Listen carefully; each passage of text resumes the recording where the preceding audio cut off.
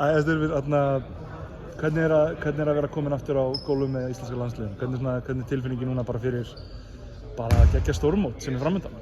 Bara geggjað sko. Þetta er náttúrulega skemmtilegt sem maður gerir í körfunni og þess vegna maður er í þessu, að vera með landsliðinu. Það er bara forréttindi og bara búið mjög gaman. Náttúrulega nú þetta er þriðja svona stórmóti sem við förum á, það er svona árið smá síðan seinast, það er allt í lagi, en svona hvernig líst þér á liðið svona sem þú hefur náttúrulega að fylgjast með þessum landsliðan eins og ég og þú náttúrulega spilað ekki með, hvernig líst þér á þetta lið versus 2015, 2017 lið og líka bara lið sem við höfum verið að tefla fram í undankeppnunum? Ég meina bara mjög gott sko, ég náttúrulega erfitt að bera það saman við hinn liðina því að maður var svo ungur og maður spilaði ekkert á móti þeim eitthvað, en mér finnst þetta lið vera mjög talentað og við erum búin að sýna það í þessum gluggum, vinna Tyrkland og Ítalíu og við getum unnið hvern sem er ef við hittum að góðan dag sko.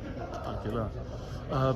Að þér aðeins, þú ert búin að vera bara að gera góðan leiki í Belgíu með Mons og nú ertu að flytja þig yfir til Spánar.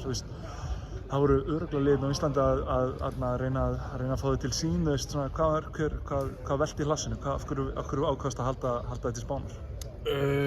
Bara svona, maður átti náttúrulega gott fyrsta árið í Belgíu, svo átti maður að taka breakout árið í fyrra út í Belgíu aftur, en náði aldrei flugi og maður hefði getað komið heim í eitthvað góðan pening sko, en mér langaði að halda áfram úti og reyna að vinna mig upp í Evrópu og ég gat ekki komið heim núna og ætla bara að halda áfram og láta kýla á þetta.